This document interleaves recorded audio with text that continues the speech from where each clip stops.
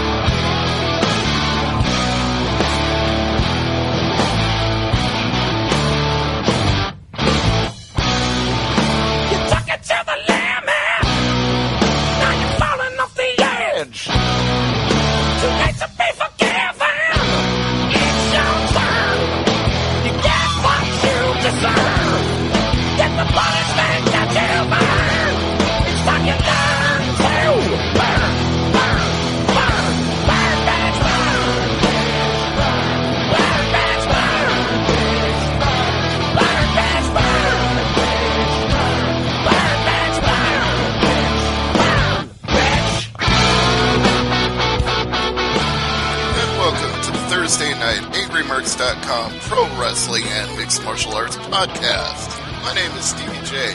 Got two fine co-hosts on the line as per our usual format. Let me start out by introducing the man who barely got a word in edgewise in the pre-show chat, and that would be Jason, aka the Great Sudoku. Hey, Angry Marks, how's it going? I did not power bomb Daniel Bryan this week. No, you didn't, but somebody did, and that's one of our focal points of discussion. I want to talk to everybody about that, and I want to talk to you about New Japan, and I want to talk to Will about AIWF, and that will be how I'll introduce the disrespectful intellectual, the Southern gentleman, the AIWF heavyweight champion, Mr. William Huckabee. What's up, homie? And not only did I not powerbomb Daniel Bryan, I did not make Tanahashi tap out this week. No, you did not become Will Sabre Jr. No, not at all, and I'm kind of disappointed in that. Before we get to that, the news that everybody is talking about, starting with SmackDown this Tuesday, the whole world learned what the internet had already found out. Daniel Bryan was medically cleared to compete again in a WWE ring. Dr. Joseph Maroon gave him a list of 3 doctors that he had to go see and be evaluated by, and if all 3 of them gave Daniel Bryan the thumbs up, he was cleared to wrestle. And lo and behold, because of either his hyperbaric chamber treatments or because of his sheer force of determination, or perhaps even both, all 3 of those doctors looked at his cognitive function, looked at his brain activity, and said, "You're good to go, sir. Go out there and wrestle to your heart's content." Will, your thoughts? First of all, I would like to say that God is good all the time. Second of all, I would like to say that this is a huge example of what the human mind can do for the body, what positive thinking and not giving up can do for the human body. I am super excited, and I was really glad to hear the news that he was able to do something that he loves, because for the great majority of people in the world, don't get to do what they truly love to do for a living. And the fact that this gentleman has a second chance to do something that he loves when everybody else said no is completely and totally amazing and stuff. And shout out to his wife, Brie Bella, for being super supportive and not letting him, beat himself down into the dirt. Like, I have a big feeling that when he was feeling down, when he was told that he couldn't wrestle anymore, that she kept him positive, that she kept him in the gym, that she was telling him to make sure that he rehabs and stuff and do what's necessary so he can come back and prove everybody wrong.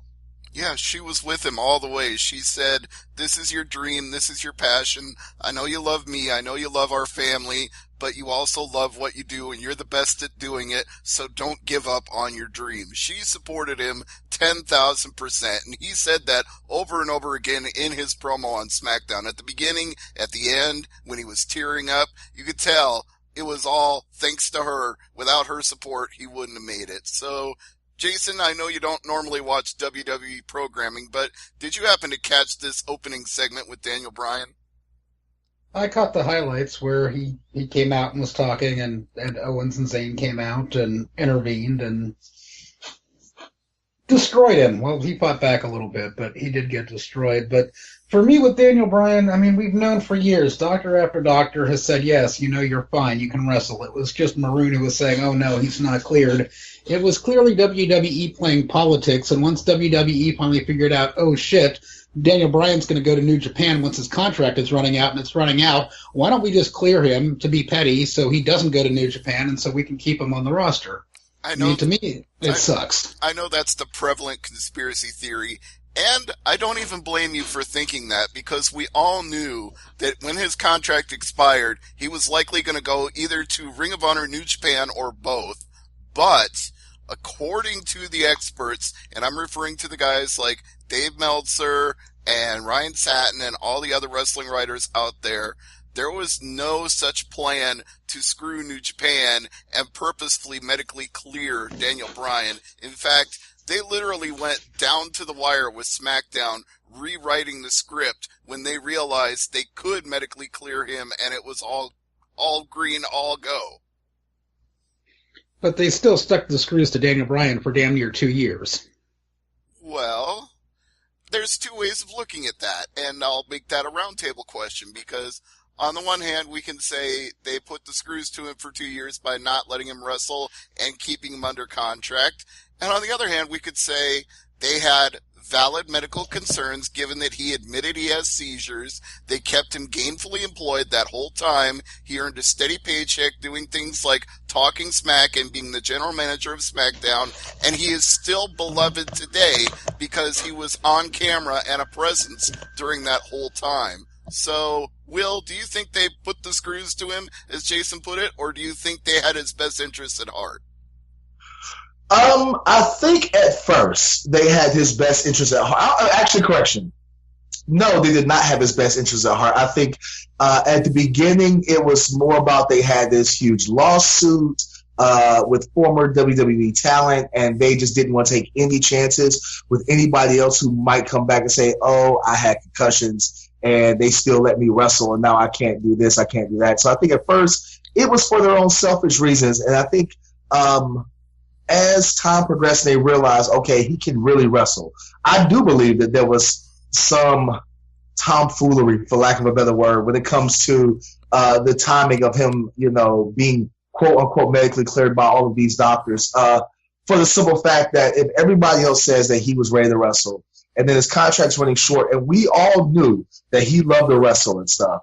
And let's just be honest, like WWE it's no secret that, they will put the screws to any wrestling company. We've seen it last November when they did it to a small indie company in North Carolina called AML, where they decided to run Starrcade the same weekend as their big show, WrestleCade. So it's no huge, and we've seen in the past where WWE has tried to go into these smaller to mid-sized venues in towns where they have WrestleMania, and they've tried to tell these other venues, hey, if you let these other companies come in and run the same weekend as WrestleMania, we won't come and do a show during the year. So let's not act like, the WWE is full of freaking saints and shit, because they're not. So I'm going to have to agree with Jason. Like, this was totally them not trying to lose what could possibly be one of their biggest cash cows.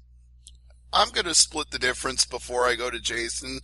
I don't think they necessarily have anybody's interests at heart other than their own, but I would say, to at least give them some leeway here, not having a competitor die in their ring is actually in their best interest. So, on the one hand, they're definitely putting the screws to people who could use Daniel Bryan and weren't able to. But on the other hand, if they were legitimately concerned that he admitted under medical evaluation that he had had seizures after his concussions, why would you want the guy to die in your ring? That's bad for him. That's bad for your company. That's bad for everybody. But over to Jason.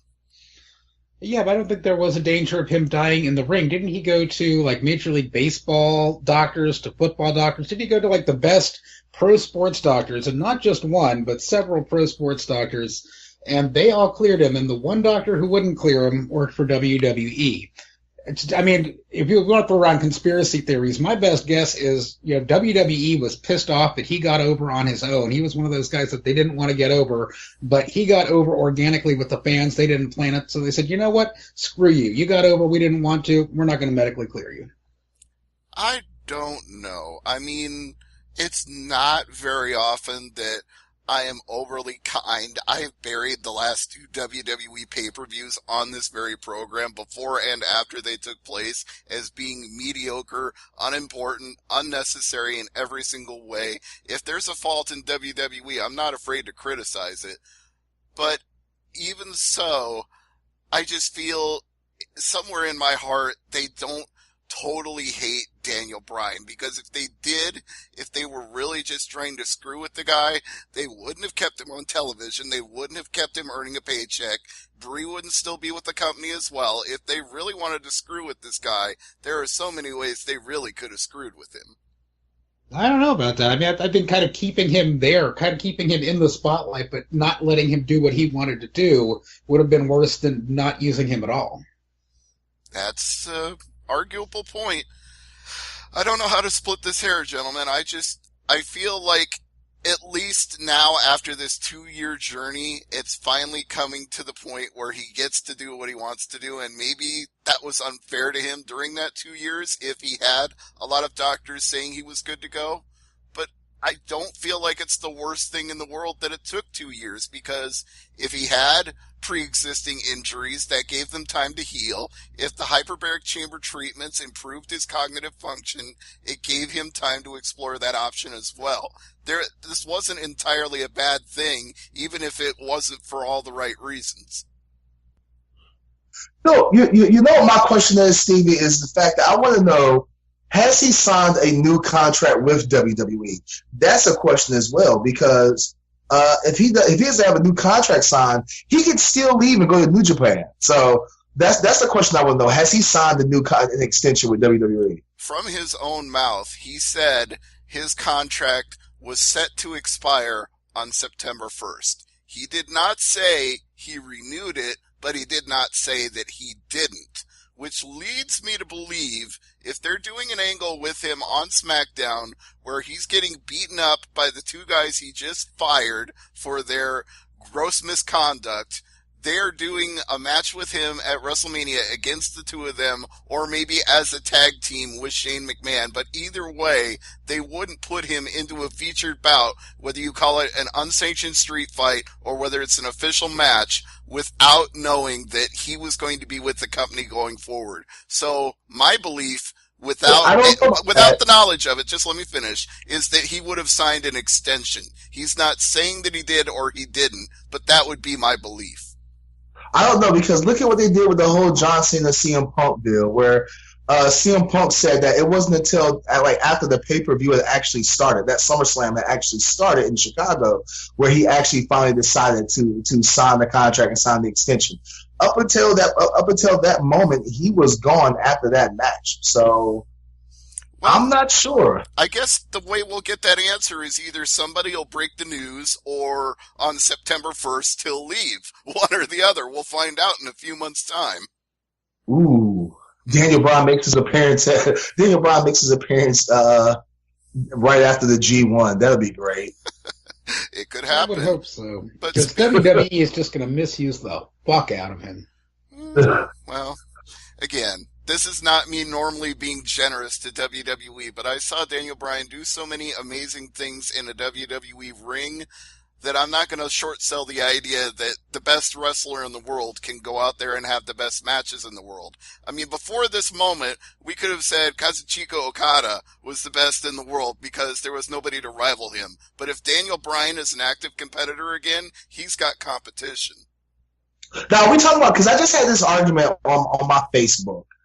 To all our fans and listeners, please follow me on Facebook. Send me a friend request. William Huckabee on Facebook. I was just having this argument on Facebook that what constitutes the greatest wrestler? Because in my opinion, John Cena is the greatest wrestler based off of, the amount of money he's drawn. So are we saying that Daniel Bryan is the best technical wrestler in the world?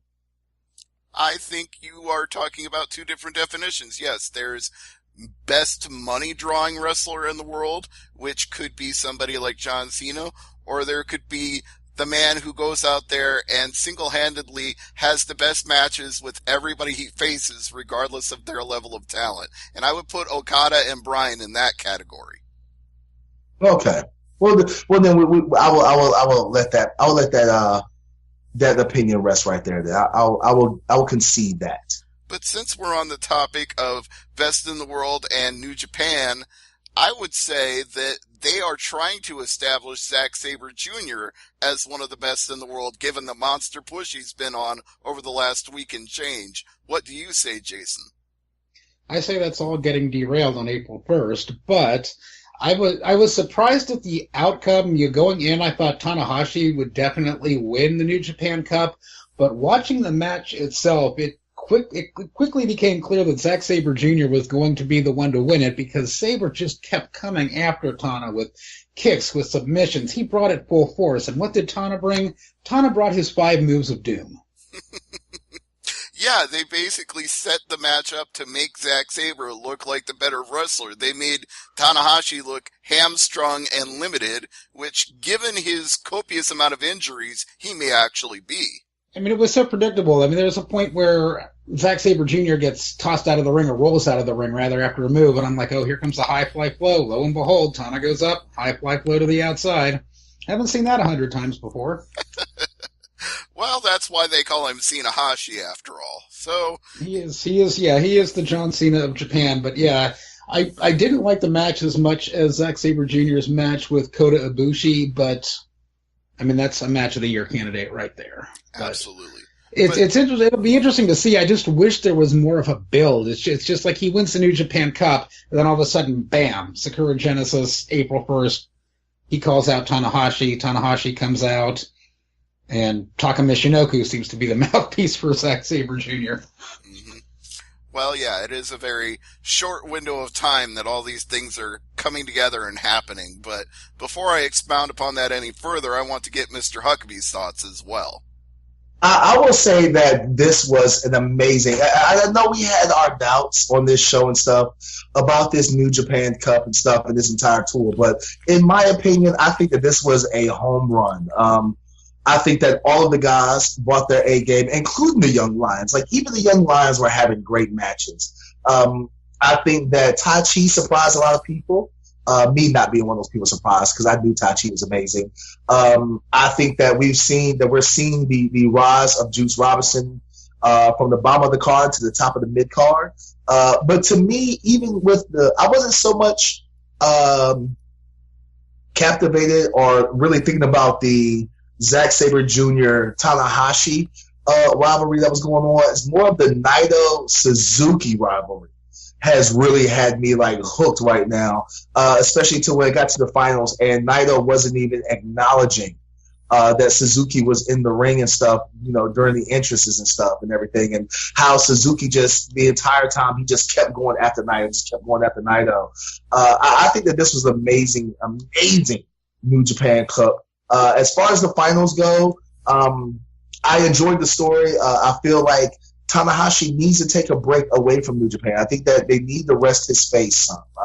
I think that just like John Cena and just like a lot of other superstars or wrestlers in the past, he's had way too much time on TV. The fans have gotten so used to seeing him. We don't know, none of us really know if his injuries are real or not. But they're definitely, using those injuries, whether they're real or not, during the matches and stuff. He's had a lot of very brutal matches against guys who completely changed up their game and stuff, and including Naito, Suzuki, Zack Sabre Jr., who are targeting these areas, his knee, his bicep. I think that he needs to get a rest. I'm not mad that Zack Sabre Jr. Won the New Japan Cup. I think I'm more mad at the fact that he didn't challenge, that he challenged Okada. I don't think that he's ready to take that step with Okada just yet. I would have enjoyed watching him go after Goto or something like that instead. All right. Well, that gives me an opportunity to now expound upon my thoughts as I teased earlier. First, I'm going to draw from something that I heard Dave Meltzer say on Wrestling Observer. He mentioned that had Katsuyori Shibata not suffered the subdural hematoma that left him almost for dead, but definitely out of wrestling in the full-time capacity that he was doing it for New Japan, we probably would have seen him being in this position in the New Japan Cup, winning it and challenging for a title, because in Dave's own words, the growth of New Japan over the time that Shibata was also growing in popularity and stature and doing the things he did as the never openweight champion, he was being elevated to a level he would be in Zack Sabre's position now. And I tend to agree with that, which is why maybe Shibata should look into those same hyperbaric chamber treatments that Daniel Bryan was getting and see what they can do for him. But on a completely different note, I think it is very evident they have realized that they've got a certain number of top stars like Okada and Tanahashi and Naito and Suzuki, and they're getting to that point where we need another top guy in the mix. And they looked at Zack Sabre Jr. and what he can do technically. He may not be the most dominating physically in terms of his build or appearance, but in his match quality and the believability of his submission-based offense, he can go out there and hang with anybody. And they looked at that and said, this is our guy. We're going to make somebody. And even if he loses, people will remember this run and he will be at a higher level. I could split a hair with you there for a minute, Stevie. I don't think New Japan considers Naito a top-level star. I don't think they see any of Los Ingobernables as top-level stars, which really doesn't sit right with me, but they just have not used Naito right at all. I wouldn't disagree with you there, but I think the evidence of his popularity makes it impossible to ignore him being a top star. Unless they go straight up Rusev Day with him and just job him out all the time, which they don't necessarily do. Which it seems like they've been doing enough of. Yeah, more than they should, I will grant you that. But when's the last time he was in a title hunt? January, probably. So with Wrestle Kingdom, yeah. And we all saw how that turned out. I know. But I'm not giving up hope on Naito, and I'm not giving up hope on this Zack Sabre Jr. push either. Even if he loses to Okada, this is one of those cases where he can be elevated with a loss. If he goes out there and has a competitive, fun, back-and-forth battle where Okada gets the upper hand at the end, but he gets a lot of shine during the match, I think that raises him up.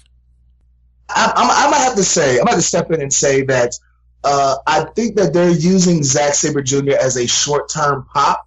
But I think in the long run, if you look at match quality, if you look at the way the match finishes, as far as popularity goes and stuff, I would say that they're really building up Juice Robinson to be in that space of being a top star. I think that they're building him up correctly because he's had several really good matches with several of their what can be considered their top mid card or top guys. Like his match with Tanahashi was amazing. His match with Kenny Omega at last year's G1, amazing. He's really having really good matches with some of their top guys, with a lot of their vets and stuff.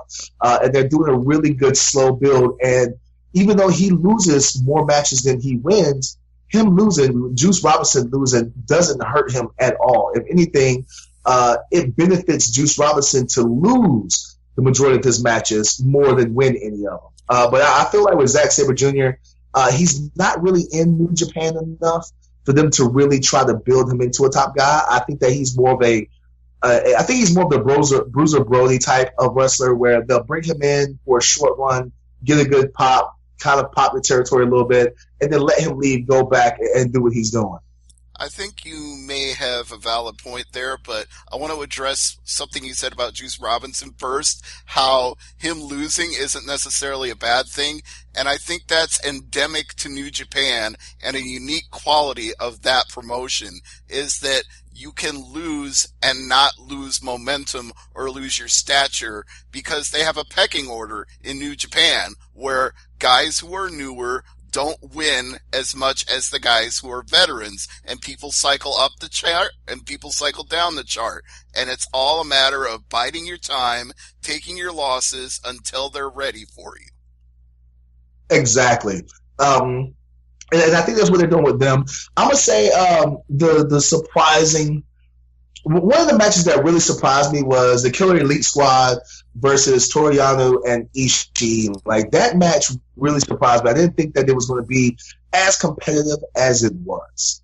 Does that make sense to you guys? No, I understand where you're coming from, and Like there was a brief moment at one point where Yano had reversed, their huge finishing move and stuff. I was like, oh shit, they might really pull one over on Killer Elite Squad, and then of course they ended up losing and stuff. But that match right there really, really surprised me.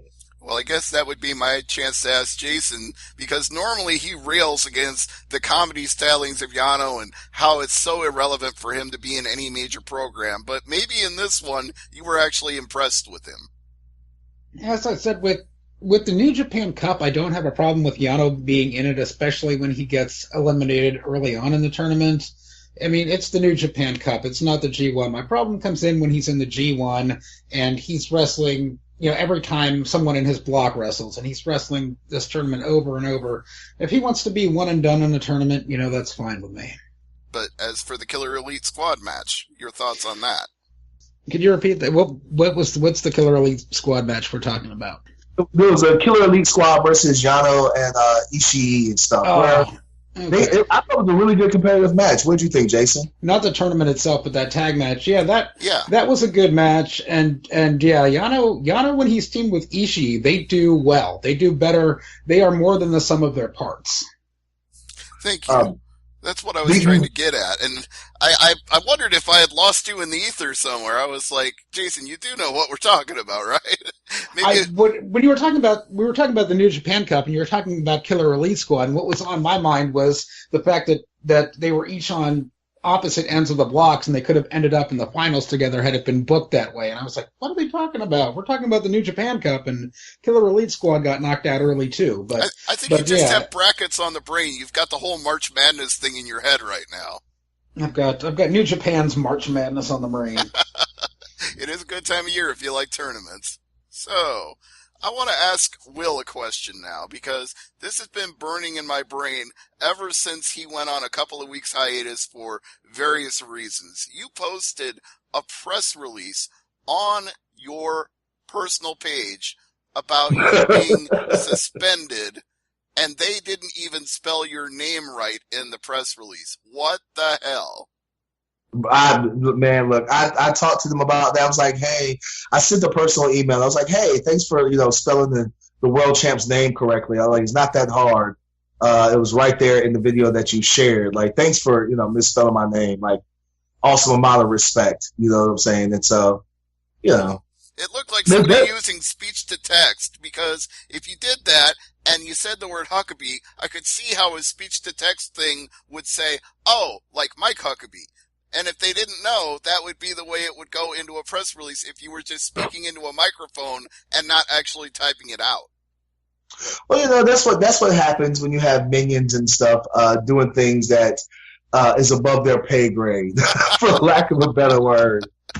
Speaking of it being above their pay grade, why would they even want to suspend the AIWF Heavyweight Champion? That's costing them money. That should be a bonehead decision nobody should be allowed to make.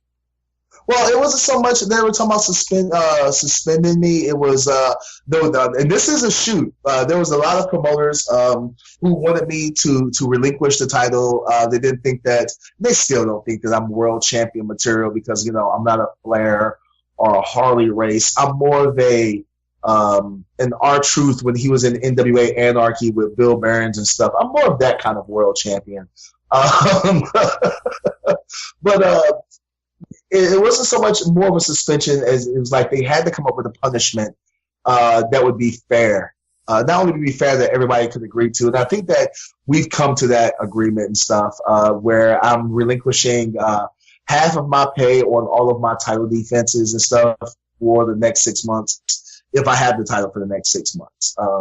So every Monday after my wrestling weekend is done or whatever, whatever money I've made from defending the world title, and that's not including my merch sales, people, but my actual pay for defending the title and stuff, I have to send them half of that via PayPal and or money order or whatever every Monday.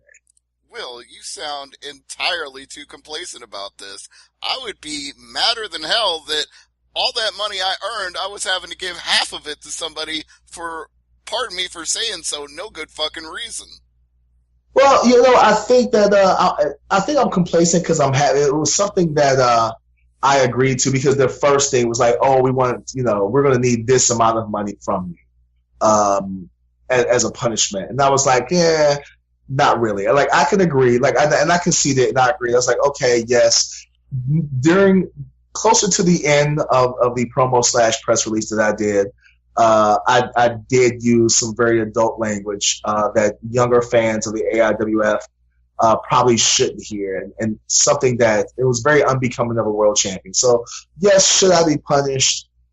Yes, it's one of those situations where the road to hell is paved with good intentions. My intentions was to draw attention to myself, was to get under the skin of the promoters and the other competitors in the AIWF. And so that was my intentions. Did I go about it the right way? Probably not. So I agreed to the punishment.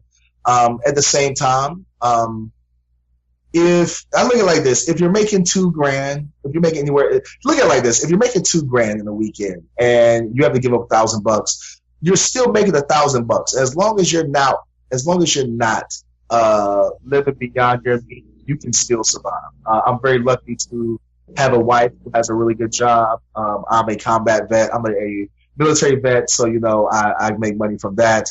And then I still have all my other bookings and my merchandise sales. And as of this week, the Wrestling Nerdcast, we have a Patreon account to kind of offset costs and stuff, and hopefully we can start making money from that as another source of another avenue of making money. So don't think that I'm going to be flat broke, Steve, or like, oh God, like I'm not going to survive and my lights are going to get cut off. I'm going to get evicted or whatever. That's not it. It's just, tighten the belt for a couple of weeks. But in the end, I feel like when this is over and said and done with, I think that the history books will say that I was completely in the right and that this world title meant more during the time that I've held it than any other champion before me. Well, Will, I wasn't worried about your lights getting cut off. I know your hustle game is strong, and you're no way gonna let anything get in the way of you making money in professional wrestling. It's just, to me, and I'm just speaking from the hip here. This is just, I didn't plan to say this. It's just the way it's coming out. It just seems disrespectful to you, the intellectual, to treat you this way, to have a shoddily written press release full of typos, punctuation errors, misspellings, your name spelled wrong, and to address you in this demeaning manner when you have, as you said, been completely in the right all along, and history will vindicate you for that. And to me, if they feel like you used adult language that you shouldn't have in a promo, fine. Put you on timeout for a week, one booking or something, not half of your pay for every single show. To me, that's excessive. Yeah, like I said, it was something that we agreed with. I felt like, while I was pissed off of the fact I was getting punished at all, I was like, okay, you know what, you guys do have a point, et cetera, et cetera. Like I said, as far as the press release, the shoddy, very shoddy, grammatically and phonetically and misspelled promo press release that they released or whatever, that's just an example of the consistent disrespect that I have faced during this title reign and stuff, not only from fellow wrestlers, other promoters and AIWF affiliates, but the office itself. So, like I said, like you said, Steve, my hustle game is strong. So you can try to knock me down and you can try to say, oh, he doesn't deserve to be the world champion. But, I think that my resume speaks for itself. And when it's all said and done, they're going to realize that I was right. Okay. On that note, I will turn it to Jason and say, you saw the press release. What were your thoughts? Well, you know what I think you should do? You should take a page from Kevin Owens' playbook and just power bomb the living shit out of your boss.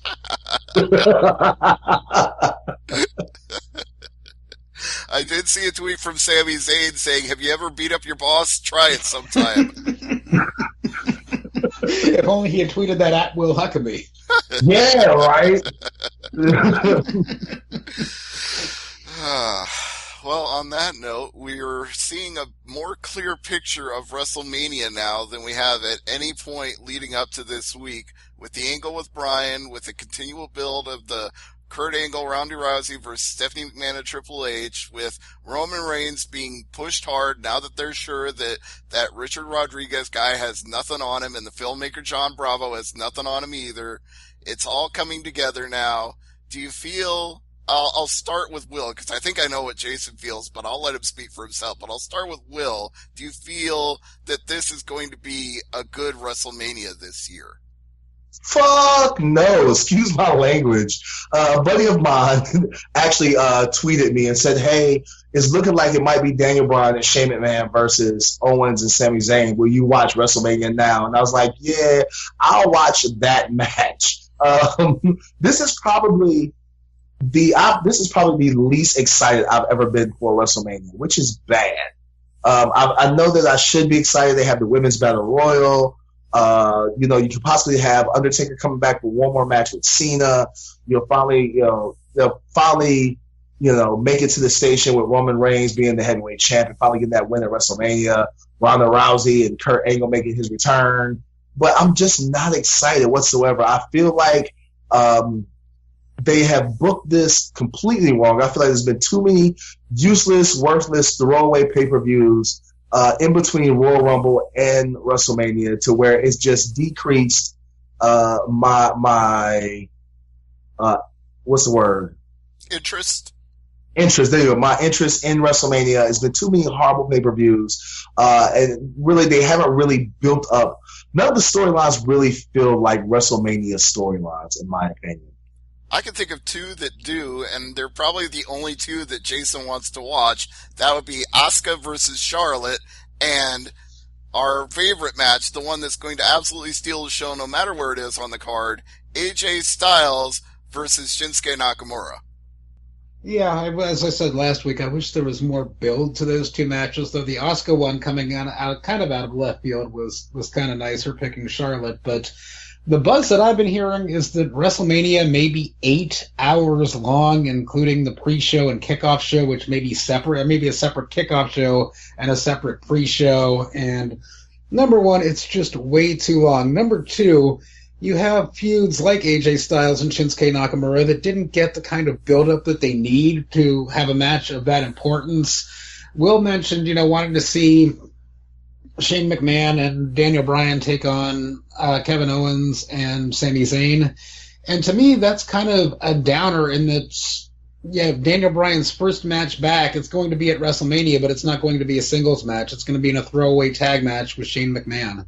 That's kind of a letdown there. You'd think they could have done something better. They had backup plans in case, Roman Reigns did get caught up in the steroid thing. And another reason I think they were screwing Daniel Bryan over is, if they knew he was coming back, they could have had something on the back burner waiting for him other than this, you're going to be in a tag match with Shane McMahon. Wonderful. On the other hand, and this is kind of coming full circle to our beginning discussion of the podcast tonight, it makes sense if you're worried about him from a medical standpoint to have him in a tag team match where they can be safe and he doesn't have to take all the bumps all by himself. And you'll notice in that beatdown that they did on SmackDown, both Zayn and Owens were being extremely careful not to target his head with their offense. No, but they did plant his back square into that ring apron, which was beautiful. Beautiful murder. The hardest part of the ring, quote unquote. That was good. Oh, we also had, what was that? The Ultimate Deletion? Is that what they're calling it? The WWE version of the woken, broken, Hoboken universe? Yes. That was fun. I know it wasn't up to the standards of the total nonstop deletion we got over on Impact, but I think you phrased that wrong. It wasn't down to the standards. It was too polished. That was the problem. Well, maybe either way then, whatever you choose to say, but to me it was fun, it was campy, but it wasn't as over the top as the ones in TNA/Fuck That Owl. Well, as far as I feel for the Ultimate Deletion, I have to agree with Jason. Like, it didn't have that grimy feel that made the other deletion matches so much better. The the TNA deletion matches and stuff, both of them just had that feel of, we're just going to go out here and just do the hokiest shit ever, and we don't care. We're just trying to go out and have fun. And this one just, like Jason said, it just felt way too polished. Like, if this was, I feel like that should be a match. They should let the boys just go out there and have fun. Like, yo, just go out there and do some crazy shit. Go out there and have a good time. Let's bring back the dilapidated boat, et cetera, et cetera. Like, there was just so many missing pieces to that total deletion match, to that ultimate deletion match. We did get the boat, though. We saw him rowing Skarsgård out onto the Lake of Reincarnation for his sojourn to gather his strength for the battle. Yeah, but the total delete, there was no, like, moves with it. Like, the dilapidated boat had a huge role in the first deletion match. It was a huge thing. It did have a role in this one. It's where Jeff Hardy and Senior Benjamin were hiding. That's where they brought out the globe and threw it to Bray Wyatt and started singing, "He's got the whole world in his hands." Yeah. I just felt like it was too produced, it was overbooked. That's a good word. What do you think about that, Jason? It was overbooked. It was overbooked. Yeah, there was too much polish to it. It looked to, WWE eyes. It looked, the production value was way too high. I mean, it should have been, like hand cam shot and there. The only positive I can take out of this, and this is very, very wishful thinking on my part, but I'm hoping out of this feud, Bray Wyatt can be rebooted and reborn into something that isn't the jobber that he is now. Well, he was thrown into the Lake of Reincarnation, so it's very likely he will return in a brand new form. Yeah, he'll come back as IRS Jr. Better than Husky Harris. Yeah, I saw a lot of people teasing that on Twitter, including my own wife. I'm like, no, let's not make him Husky Harris again. That did nobody any favors. I like the tank with the Ferrari engine. It was some for all those fat guys out there. Speaking of engines, I like the mower of lawns. That was fun. The chair of wheels, the mower of lawns. Delightful. That was my biggest pop for the whole thing. I feel like they should have just recorded that match with a cell phone. Ooh, that would have been even better. That might have been too lo-fi. There's making it grimy, and then there's making it unwatchable, and you can go too far with that. Like not even with a smartphone, but like with one of those like 2003 flip phones. Like with a Razor. Yes. Like my old T-Mobile with the pop-out keyboard. That's what you're talking about. Yes. They should have recorded it with a sidekick. That'd have been great. I think that would be too lo-fi for high-def WWE television. So there's some things they just can't do. And I guess when I think of it being overbooked, I actually think of it being underbooked, because when they were in the Dome of Deletion and it was just the two of them, I actually kind of missed the crowd they had in there when we had the King Maxwell match where he beat Rockstar Spud. I was feeling like that's what it needed. It needed more of Matt Hardy's friends, relatives, cousins, all those people that were filling in the Dome of Deletion. Bunch of indie workers and promoters and stuff. Yeah. Right. And maybe now that this one was a hit because it was trending worldwide on Twitter and it kept 3 million viewers for the third hour of Raw, which is a rare feat these days, it seems like they will actually let Matt Hardy do more of these, and maybe we'll get more people involved in the future episodes. That would be smart. That would be sweet. I feel like they need to let Matt Hardy cut the promos like he was cutting when he was in TNA. Have him cut, a promo and mention the honorable ring, and the wrestling of New Japan and stuff, and the Bucks of Youth. That's my favorite. Yes, the Bucks of Youth and the Club of Bullets. Like let him mention those things and get them over. Like it really. Like, it's kind of cool that, WWE will let, their performers mention other wrestlers kind of tongue-in-cheek in a backhanded sort of way. But I think with the broken/Vulcan gimmick, like, they just need to let him go full on and just mention these companies. Like, it's not going to hurt WWE for them to mention ROH or New Japan. It's not going to hurt because it's not like the fans don't know that these places don't exist. Right, and they're the number one company in the world no matter who their performers mention. So it's not taking any rub off of anybody else. Exactly. Look how big of a pop it got when CM Punk mentioned Colt Cabana in ROH during his pipe bomb promo. Absolutely. Hi, Colt! And he waved at the camera. That was one of my favorite moments ever in WWE history. Exactly. I think more promos like that will actually help the product instead of hindering and hurting it. I can't argue. I'll just ask Jason what he thinks. I hate WWE. Die. Oh, yeah. Well, I can't be surprised by that answer. But I guess despite the fact that it's going to be way too fucking long, and despite the fact that we probably won't get any deletion moments in it because they've already paid that off before WrestleMania, there's a part of me that's always going to look forward to this time of year. No matter how much I might rail against the mediocrity of some of the things WWE does, it is an annual tradition. It's like Christmas. It's like Thanksgiving. It's like Halloween. It's like Easter. It's just one of those things that happens every year that you can look forward to because it comes around only once a year. That's my problem with it, though, is this is supposed to be WWE's marquee event, and it is just mired with mediocrity. Except for Styles and Nakamura, except for Asuka and Charlotte. I can't call those mediocre. To be determined. We'll see. I mean, I hold out hope, but...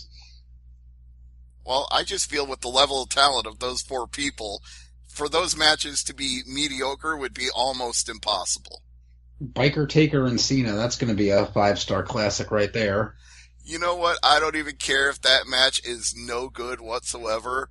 I've been at some stinkers. I was at Undertaker and Mark Henry at the WrestleMania in Chicago, and it was still fun because I still got to see Undertaker live in person. And speaking of Mark Henry, the world's strongest man is going into the WWE Hall of Fame.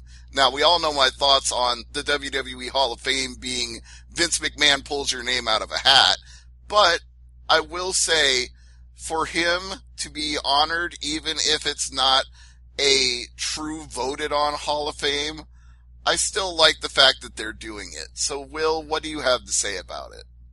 I feel like I cannot disagree with Mark Henry being in the Hall of Fame.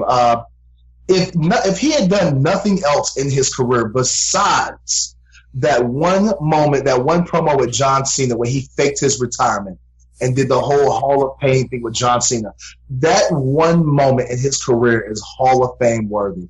I will forgive him sleeping with Mae Young and having the hand and coming out, in the bathrobe trying to be sexual chocolate. Like, I can forgive all of that because of that moment. He has consistently... Go ahead. Oh, I just wanted to say, I have that promo of his burned into my brain where he's screaming into the microphone, "You think it's that easy? I got a lot left in the tank." I love that promo so much, I made a drop out of it.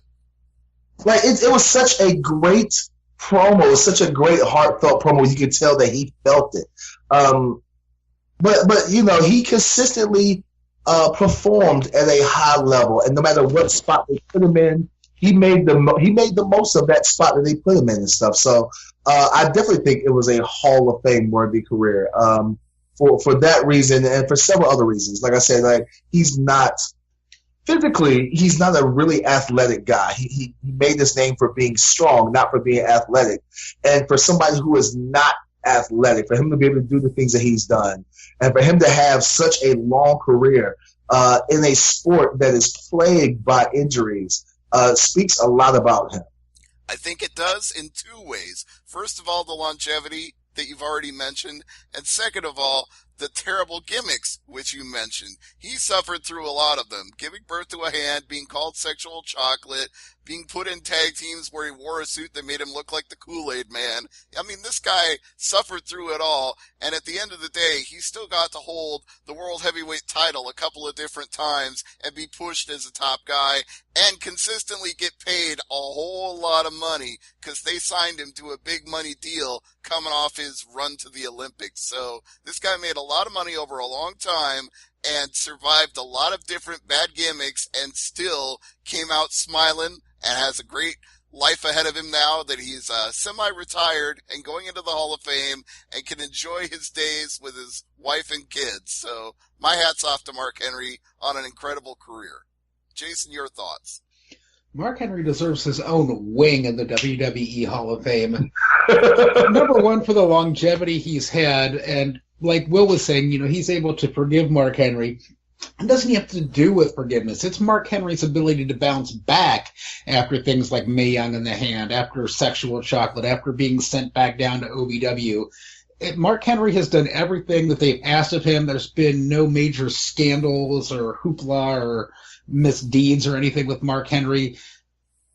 He has been in WWE forever. He has done everything that they've asked him to do, and he is a good example for anyone else. He deserves his own wing, and for anyone else who's able to stay in the WWE, as long as Mark Henry is able to bounce back like that, they can get into Mark Henry's wing. But those people are going to be few and far between. Yeah, and that's the only knock I've heard on putting him into the Hall of Fame this year, is that they are running out of guys of his caliber by inducting him this year. They don't have enough guys like him left to induct. Not really. No. No. Pretty soon you're going to start getting to the Repo Man.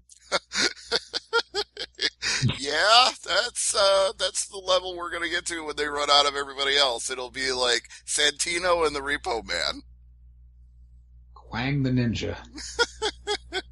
How many different times can they induct Al Snow? They can go through every one of the different gimmicks he had. Yes. When are they gonna like induct the Hurricane? You know what?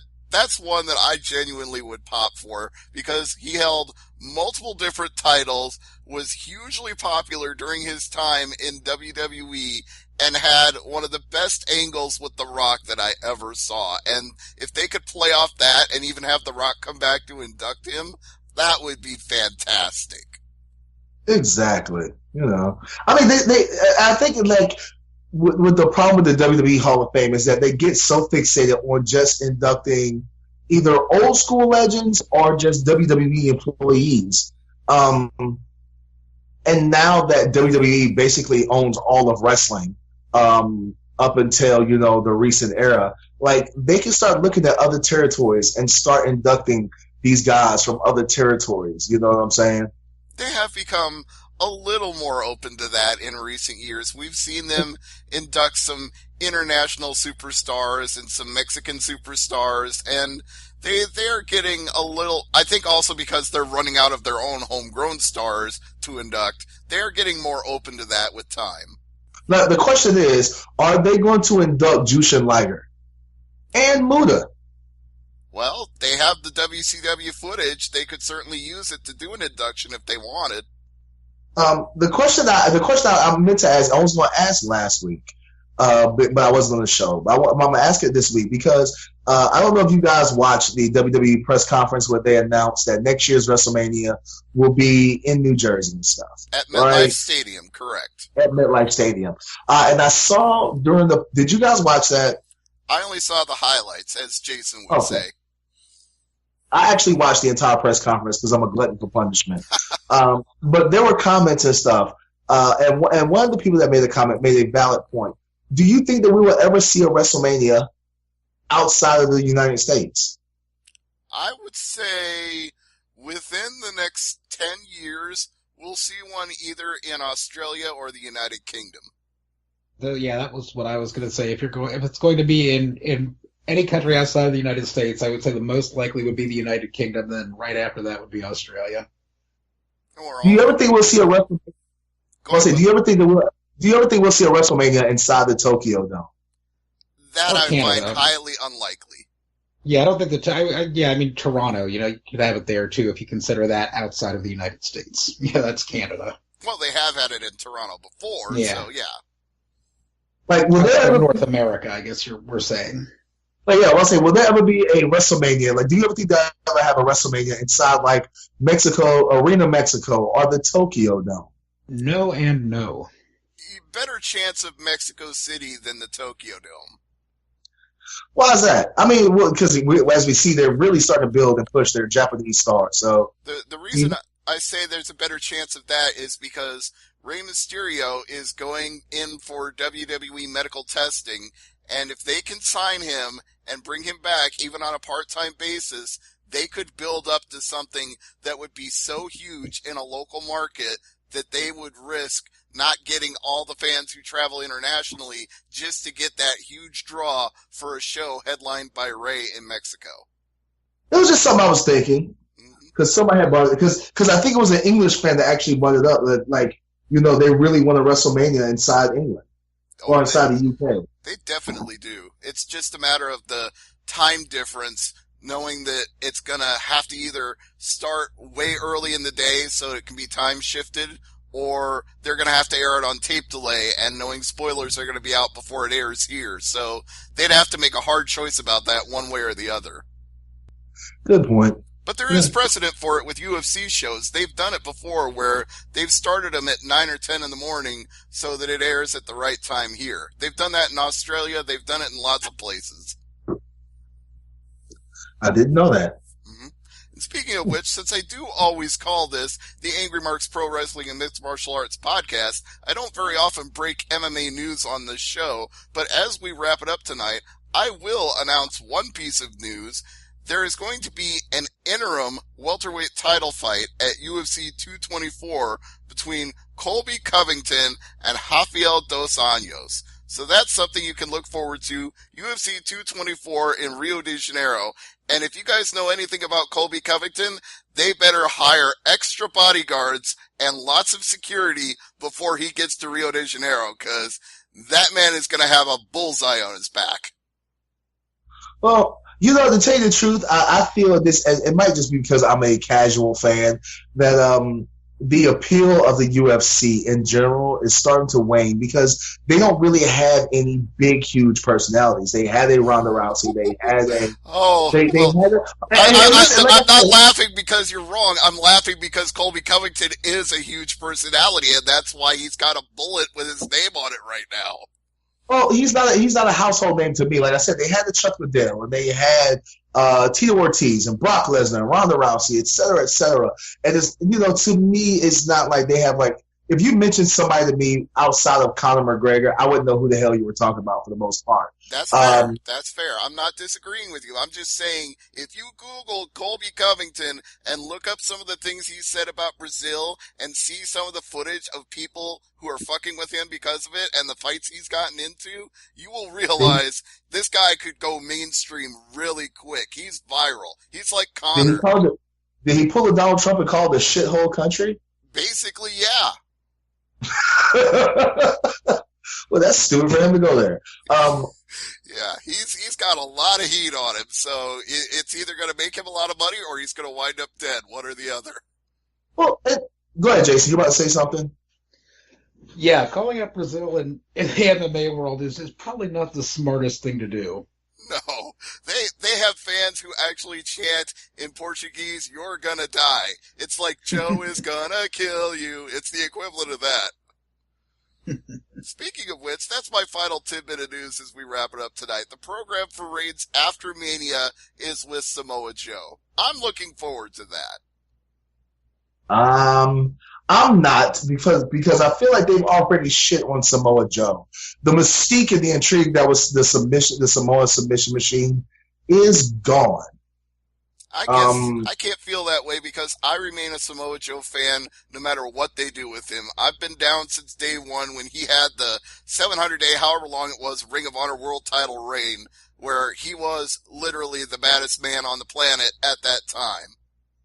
Well, no, I'm not saying that I'm not a Samoa Joe fan. I'm just saying that the creative team at WWE once again greatly dropped the ball when it came to Samoa Joe. I think that this is what happens when you hire Hollywood writers and not actual professional wrestlers who are veterans who have a history of getting over and making and drawing money. This is the shit that you get. I feel like, you know, guys like Braun Strowman and Samoa Joe should have been protected, should have been greatly protected until they got to the main event card. Like Jim Cornette is always famous for saying, Braun Strowman can't take, arm drags and hip tosses in the first fucking match. Same thing with Samoa Joe. Even though he's physically capable, and he's super athletic, he shouldn't be taking hip tosses and arm drags in the first hour of the show. Both of those guys, Samoa Joe, since we're talking about him, should have been protected. They should have kept the mystique. It should have been one of those Roddy Piper moments where you only see him wrestle on big cards. Like, he doesn't wrestle on Monday Night Raw. He'll come in and he'll jump on somebody from behind and he'll beat the shit out of you, and you won't see him actually wrestle until there's a pay-per-view. Like, that's what they should have done. If they would have just kept him in that mode that he was in when he first debuted from NXT to WWE, if they'd have kept him like that, I would have been super excited to the possibilities that they could have had with Samoa Joe. They could have built up Samoa Joe versus Braun Strowman at this WrestleMania, and the winner gets to take on the heavyweight champ in the future, whatever the case may be. Like, I really feel like they don't protect their potential top big guys / stars as much as they should. All right, Jason, you get the last word on this topic, and then we're going to wrap it up. I'm really racking my brain here to think of the last male wrestler that was called up from NXT that the WWE actually handled correctly. What's coming to mind is Finn Balor, who unfortunately got injured right after winning the Universal title. But yeah, I mean, they have not used Samoa Joe correctly. They dicked around with Nakamura and had him toil in obscurity before getting his Royal Rumble win in his WrestleMania match. It just seems they squander even some female wrestlers like Bayley that they're now turning heel because they just don't know what to do. Will hit the nail on the head. This is what happens when you have Hollywood writers trying to determine what happens in a wrestling match as opposed to letting veterans come up with this kind of stuff. Well, I will turn it over to our audience listening on iTunes, keyword Angry Marks, or here on AngryMarks.com, or possibly even on YouTube at youtube.com/AngryMarks.com to give us your feedback on whether or not you think Samoa Joe has been used the right way. You've heard our thoughts. Now share with us yours, and we can read them on a future show. But for tonight, we're going to start wrapping it up with some cheap plugs. Jason, you get to go first. Yeah, I will plug New Japan World, njpwworld.com, the best 999 yen you can spend a month. You can find me on Twitter. I'm at Great Sudoku, and check out my cooking blog at veggiebending.wordpress.com. Please do. You can find some excellent recipes there. And speaking of recipes, Will, what you got cooking up in wrestling this week? Oh, man, such a huge, busy weekend of title defenses. Tomorrow night, I'm actually going to be wrestling at midnight. It's like a rock and wrestling connection. I will be right outside of Fairmont, West Virginia for Real Shoot Wrestling, defending my AIWF World Heavyweight Championship. Saturday, I will be defending my World Wrestling Grand Prix Championship in Glassboro, New Jersey for Dog Wrestling versus Impact star Falaba. Jason, please pray for me. And then Sunday, I will be in Atlanta, in Norcross, Georgia, for Mucha Lucha Atlanta, making my debut at Mucha Lucha Atlanta. With that being said, I have a huge announcement that I'm only going to make on this show, and I'm not really going to release it on my social media until after this weekend. I will be making my debut in Mexico next weekend, March 31st. April 1st, I'll be wrestling in right outside of Mexico City. It's like Hidalgo or something, Hidalgo, Mexico. Making my debut for LJLL. Super excited. It's a company owned by former WCW, WWE talent, Super Crazy. Got the offer, the invitation last minute this week. Luckily, I was prepared. Have my passport in the hand, so making my international, the Incredible Hulk goes international. With that being said, follow me on social media. Be sure to check out the Wrestling Nerdcast every week on this network, on YouTube, on iTunes. Like I said earlier, we just launched our Patreon account. If you love our show, if you love what me and Mika Villas do, if you love a lot of the guests that we bring on, and you want to see us do more of that, including increase in production and being able to travel and stuff, and maybe bring some guests in studio, please donate. We got a lot of really cool gifts and a lot of cool tiers. We're giving up our time and our patience and our efforts to make sure the fans get what they want from us. And like you say, supporting Patreon and doing it for the Wrestling Nerdcast is supporting indie wrestling. Exactly. On that note, Thursday Night AMP is going to wrap it up. I'll tell you all to go listen to this week's Nerdcast with James Hunter. Check it out. Excellent show. Check out all the archives at AngryMarks.com. And check us out again next week when we talk about all things going on in the world of professional wrestling and a little bit of mixed martial arts. Good night, everybody.